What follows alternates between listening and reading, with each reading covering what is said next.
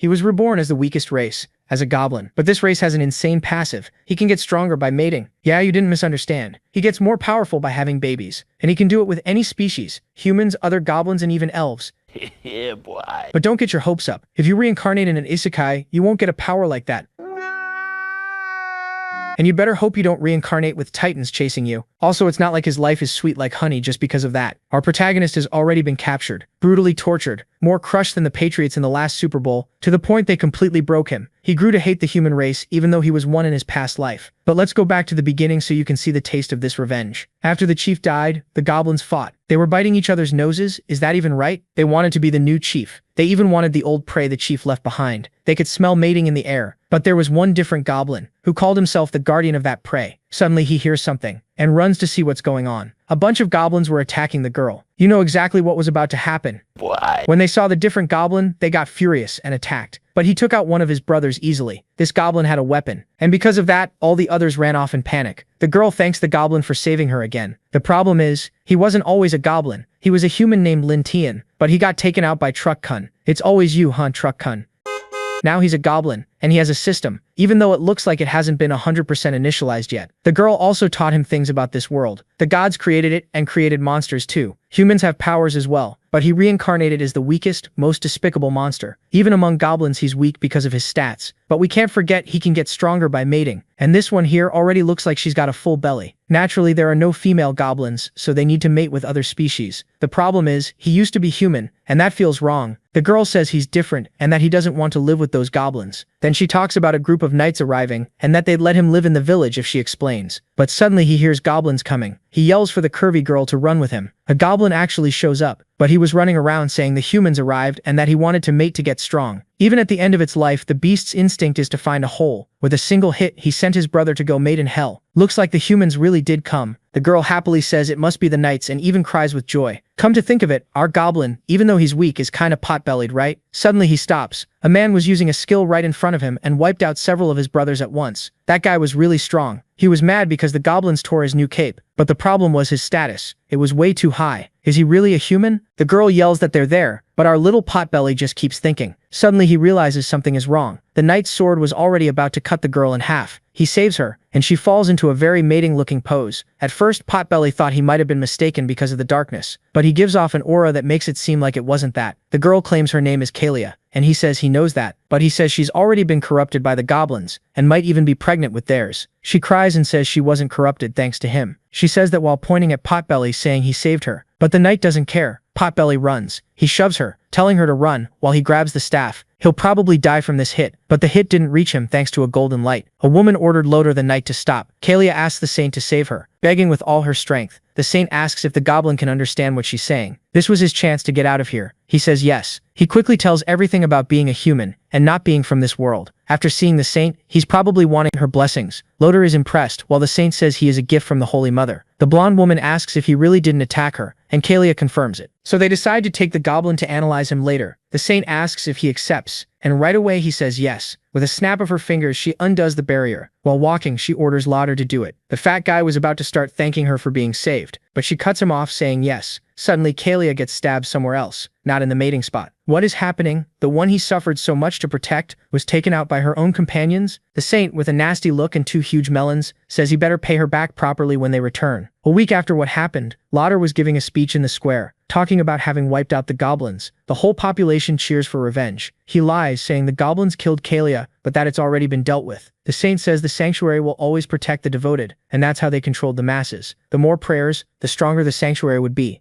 I barely gave the pedal one turn and the chain already popped off. Suddenly someone calls out for Saint Evelia. She looks at him with disdain. Our fat guy is completely busted up. He yells furiously, cussing her out with everything he's got. She just praises him for his vitality, for still being alive, but says she's going to test the effects of the poisons on the goblin. That makes him furious. He yells that she fooled everyone and even killed Kalia, but she just stabs him. Kalia was killed because she was seduced by a goblin and spoke on his behalf. That's betrayal against humanity. To Evelia, goblins are just parasites, and he should accept her using his body to help with human experiments. But is he going to die? Was his mistake reincarnating with a human? Merciful heart? He was tortured every day just for fun until he was killed. If he had another chance, he'd never trust humans again. He would get revenge on every last one of them. Suddenly he finds himself somewhere else. The system warns him he was the dumbest of all the transmigrators, and offers him the chance to restart. At least the system is honest. Only now he understood that his system had to die to activate. He was offered to go back 1 week in time with his current memories. This was a chance for revenge. With his own hands he's going to get revenge on Loder and Evelia. So he returned to the goblin's nest, but this time with a small boost from the system. The system warns that if he dies again it's all over, and that the humans are coming. He also has the ability to simulate a decision, and he can use it once a day, so he quickly activates it. In the current scenario, the cave has been discovered by Loder, and he needs to escape death. The options would be, warn the other goblins, abandon them and run, and lastly hide and pray that Loder doesn't find him. But he knows that even if he gathers the goblins they wouldn't stand a chance. Even so, to test it, he chose the option that gave him the most system points. But in that simulation, he got killed by the human group for overestimating the goblin's strength, but he gained the 10 points. He already knew he couldn't trust the goblins, but now he has points and decides to open the exchange window. There are various weapons at different prices, but with 10 points he can only buy an elven dagger. That gives him 10% speed and 15 strength. Our former fat guy asks why he still hasn't found Kalia. The system warns that because of his rebirth, some details changed and Kalia wasn't captured. So now he just has to escape and survive. At the cave entrance, some guards say goblins are disgusting. Our goblin pinches his nose and imitates a girl calling for help. The guards get excited to kill the survivor even if they're human, since it's Loder's order. Sneaking in, smiling, he tells the person not to be afraid, but then he gets hit right in the head. The revenge is only just beginning. The wounded soldier starts shaking in pain.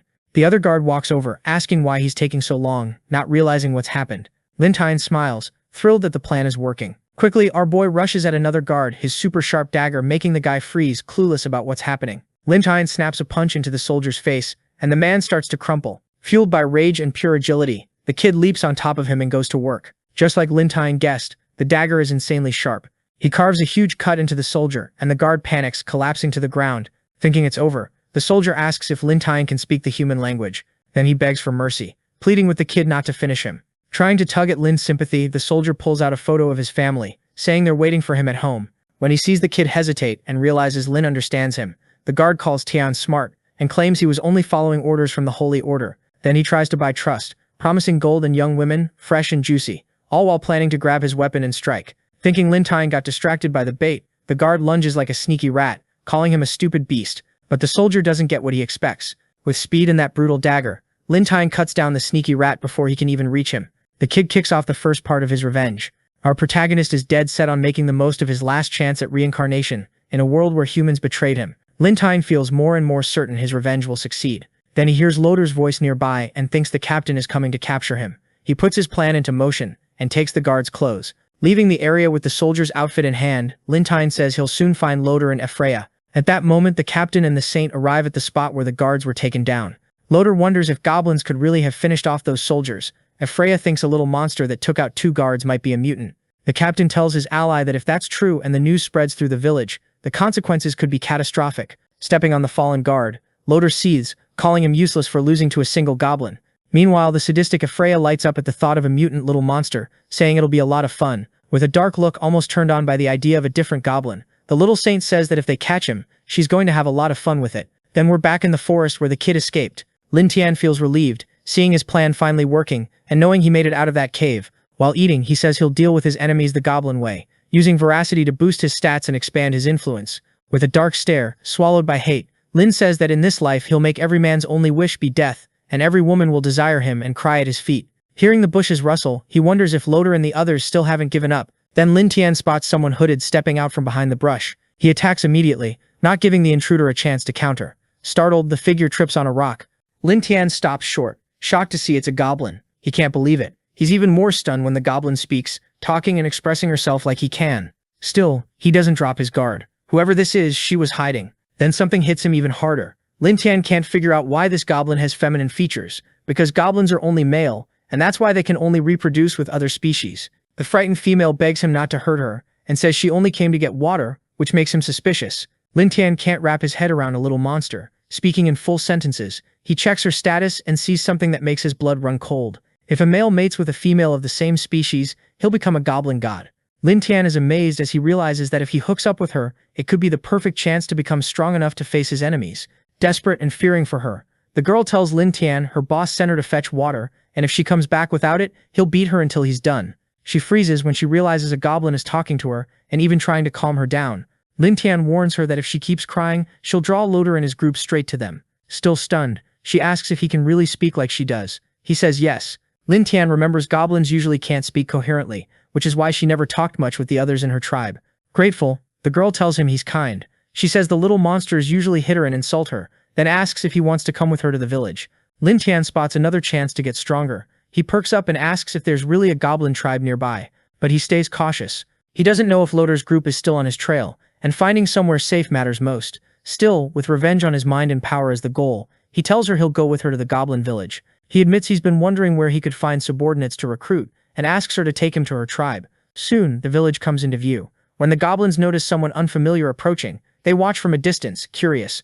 Then they start mocking Lin Tian's clothes for looking human, calling him a weird creature. Lin Tian sees an opening to start his revenge plan against this tribe. Determined to earn their trust, he says he's here to join them, and asks them to call their leader. The goblins laugh, saying the chief isn't someone he can see, just because he feels like it. Annoyed, the girl snaps at them, saying Lin Tian isn't a bad person, and telling them not to do anything rash. Then a voice cuts in, asking why the whole tribe is gathered in one place, making so much noise. Lin Tian's eyes light up as the goblin chief finally appears. The leader storms in, furious, demanding to know who's causing trouble in his tribe. Lin Tian quickly checks the chief's stats, then looks surprised. There's a high-level goblin here. The chief turns to the girl and asks if she brought the outsider. She says she did because he had nowhere else to go. The leader looks pleased and thanks her. Then, without warning, the chief orders the goblins to kill Lin Tian and eat him. The girl panics as the monsters close in. Lin Tian yanks out his dagger. He holds the knife up for the chief and the others to see, and says he knows how to make weapons like it. If they let him into the tribe, he can make everyone stronger. The chief, intrigued, orders them to stop.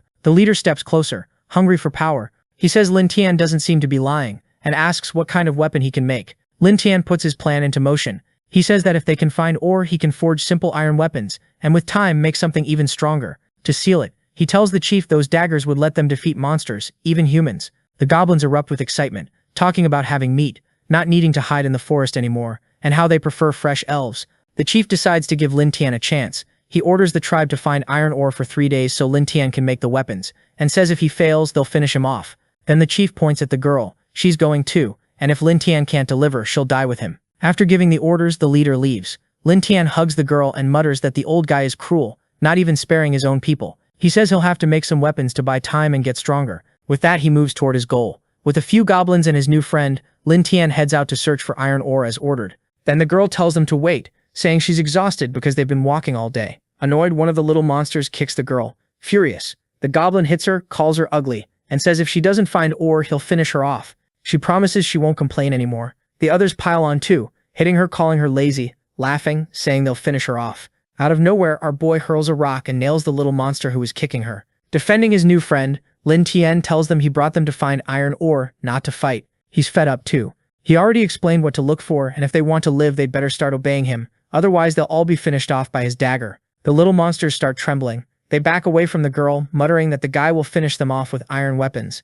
Then they threaten him instead, saying when he's done, the chief won't forgive him. Lin Tian's stomach tightens. They're right, even if he completes the task in 3 days, it's only a matter of time before he gets finished off. He looks at the girl and remembers something. If a male goblin mates with a female of the same species, he'll become a legendary divine goblin. Seeing her shaking, he tells her not to cry and calls her Lula. He steps closer to calm her down.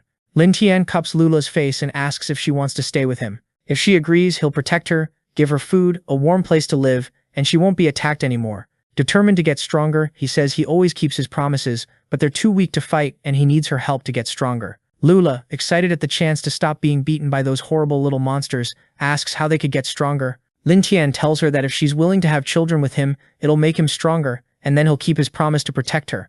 Confused and embarrassed, Lula admits she's never mated with a male.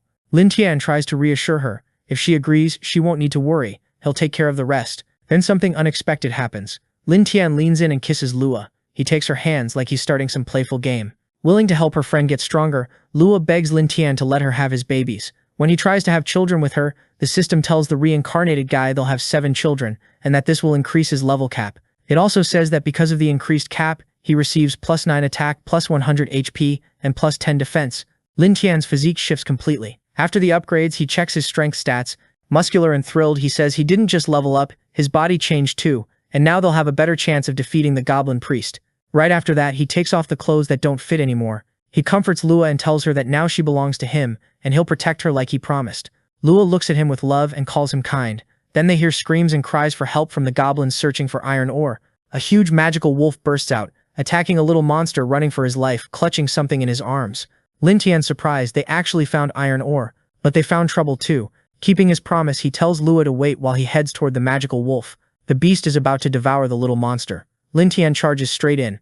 With his sharp dagger and new strength, he strikes the wolf in the neck, saving the goblin holding the ore. The little monster freezes, staring in panic. Lin Tian drops the wolf with that single brutal strike. As it falls, Lin Tian absorbs the beast's magical power. He congratulates the goblin for finding the ore, says the material quality is good, and orders them to find more. When they return, they'll make the weapons. After gathering all the ore they need, the group heads back to the village. When they arrive at the tribe, the goblins are amazed when they realize Lin Tian really did make an effective weapon. Right then, our boy gives them a clear demonstration of what his creation can take down, even wild beasts. Lin Tian shows the chief and the goblins a spear forged from iron ore he collected in the forest. Excited, one of the little monsters, already looking different after getting stronger on the hunt, tells the tribe he saw the boy defeat a magic wolf and save them. Trying to win the goblins' trust, Lin Tian lifts the spear and asks if they want a weapon that powerful. Everyone yells yes. The tribe chief, though, looks uneasy about the boy's success. He takes control, slamming his staff into the ground. Then the priest tells Lin Tian he really didn't lie.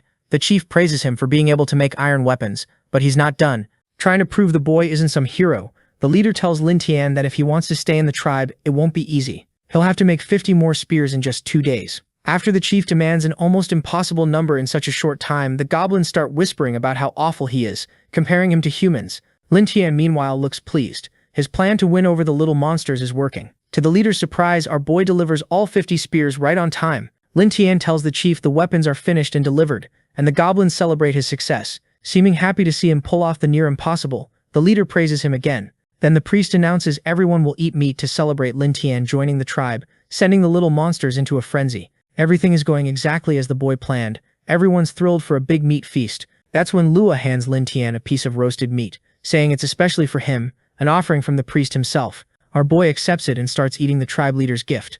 Then something goes wrong. Lin Tian starts to feel sick. Worried, Lua asks if he's okay, as the boy chokes after swallowing the meat. The tribe chief quickly approaches, and the girl freezes in fear. The treacherous leader sneers, calling Lin Tian stupid for trusting him. He says he knew the boy was ambitious, and that challenging his authority will only get him killed. Then the chief puts his hand on Lua's head, holding the girl, convinced Lin Tian is too weak to protect her. The priest asks the boy if he really likes that female. Seeing Lin Tian cares about Lua, the leader tells him to enjoy watching her throat get cut, calling her a traitor. Determined to make an example of her and teach Lin Tian a lesson, the chief says he'll do it so the boy never shows off in front of him again. It looks like Lua's end has come, right there in front of the priest's sharp claws, but then Lin Tian stands up. In a flash, he strikes the chief's arm, shocking everyone and saving his companion. The leader, so confident a second ago, turns pale, trying to understand how the boy, supposedly weakened by poison, could move like that. Sarcastic, Lin Tian mocks the old man, calling him stupid and treacherous for falling into his trap. He tells the priest he already knew he'd try to poison him, and he only played along to make him believe it worked. Realizing he's been fooled, the old man explodes with rage, missing an arm and desperate to finish Lin Tian. The leader charges. Our boy squares up, ready. Quick and agile, Lin Tian slips past the attack and lands another blow on the tribe chief. Now it's the chief who looks finished, and Lin Tian, with his super sharp dagger, is the one who'll end it. After dodging the old man's strike, our boy counterattacks and cuts off the treacherous rat's head. Just like that, the old goblin's tyranny ends. The moment their leader is decapitated, the little monsters panic, unsure what happens next. Lin Tian steps toward them, and they shrink back, fear rising with every step. Then he says what matters. From that moment on, Lin Tian declares he is the new leader of the tribe. He tells the goblins he'll lead them to attack the elves and the humans. Raising his powerful dagger, our boy promises them they'll have meat forever under his rule. The goblins go wild over their new boss's promises and start cheering. Lin Tian points at the old man's body and offers it to his soldiers as a celebration gift. Before long, the little monsters swarm the dead traitor. Mindless and starving, they devour the former leader, executioner. Lin Tian stays cold and determined. Taking over the tribe is only the beginning of his revenge. Next, he'll make the elves raise a stronger generation for his tribe. But something is watching, slipping through the bushes. A beautiful elf spies from the forest's edge, horrified by what she's seeing. Nearby, a strange structure sits high in a tree, with goblins hanging from it as a warning to intruders. A girl brightens when she sees her princess has returned. The spy is an elf princess. The girl asks her to wait because the matriarch is busy, but the young woman insists she has an urgent report. The princess pushes open the door to her mother's chambers, saying she has something important to report about the magical eastern forest, and walks into something she didn't expect. Inside, Kasana finds the curvy queen being courted by several male elves. Kasana freezes, mortified to catch her mother fooling around while danger closes in. Before Kasana can back out, the queen tells her to wait and asks what could be so urgent that she barged in like that. Kasana repeats that she has an important report about the goblin tribe in the forest. Curious and arrogant, the queen scoffs.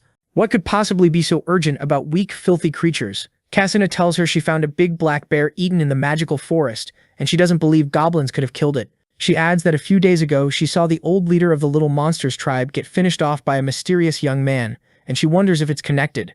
But her mother only seems to care that there's a new chief. Still arrogant, the queen orders Kasana to take elf soldiers and organize an operation to deal with the possible threat and not to kill them all at once. Stroking a male elf as she speaks, the curvy, beautiful leader explains that goblin hearts are valuable ingredients for potions used by the tribe. Kasana, burning with embarrassment, says she understands the importance of keeping some little monsters alive. Then the naughty queen tells her daughter she's worked hard lately, and as a reward she'll give her an elf to satisfy her, or if she wants she can choose even more. Kasana, completely flustered, leaves, saying she'll investigate at night and return to report if anything happens. Back with the goblins, they plan the attack. Using branches as markers, they make a map and tell Lin Tian the Forest of 1,000 Wonders has about 30 houses in the trees. Pleased with the work, Lin Tian tells his best soldier that when they conquer the elves, he'll get 2 elf girls as a reward. The goblin practically shakes with excitement. Fired up by the promise, Lin Tian's right-hand man says he'll order the others to prepare the weapons. Lin Tian starts putting his strategies into motion. Using the intel, Lin Tian calculates 2 elves per house, 70 total, including 10 in the mines. Wanting to make his tribe stronger, he announces that from now on, they'll hunt in the magical forest. The goblins erupt with excitement. Hunting lets Lin Tian boost his stats, gain more agility, and pick up a wider variety of skills. The goblins also grow stronger in the magical forest. Tirelessly, Lua and Lin Tian hunt magical monsters, stacking skills and steadily increasing their strength. The goblins start using group attacks to bring down bigger beasts and share the stat gains. With the tribe's Devour skill, they absorb ability after ability, raising the overall level to 18 and total power to 250. Lin Tian analyzes the numbers and concludes each elf has around 200 strength. That means the goblin tribe's total power has already surpassed the elves overall. Still, he's invading enemy territory, so he plays it safe. Lin Tian uses the system to simulate an attack and study the results. At his request, the goblin's life simulation begins. Lin Tian leads the goblin army, now massively stronger toward the elves, confident the attack will succeed. Because of Lin Tian's overconfidence, the little monsters walk straight into an ambush. They get caught in a trap and wiped out. Our protagonist is captured by the elf matriarch and hanged in the Forest of 1,000 Wonders as a warning to the other goblins. Long story short, the system says Lin Tian thought he had everything under control, but he was already in the enemy's hands. In disbelief, he can't accept the outcome after what the simulation showed him. That's when Lin Tian realizes the goblin tribe has been watched the whole time, which is how the elves set up the ambush. Strategic now. The new leader tells the soldiers the little monsters have sharp hearing and smell, and orders everyone to focus and find clues about the spy. Soon, he picks up something hidden in the forest. Using his magic power, our boy spots the spy behind a tree. On a beautiful moonlit night, without realizing she's been found, the princess and her soldiers pull back fast, planning to inform the matriarch about a possible attack. Then several shiny arrows fly toward the fugitives. Somehow, one nails the princess right in the butt. Kasana screams in desperation,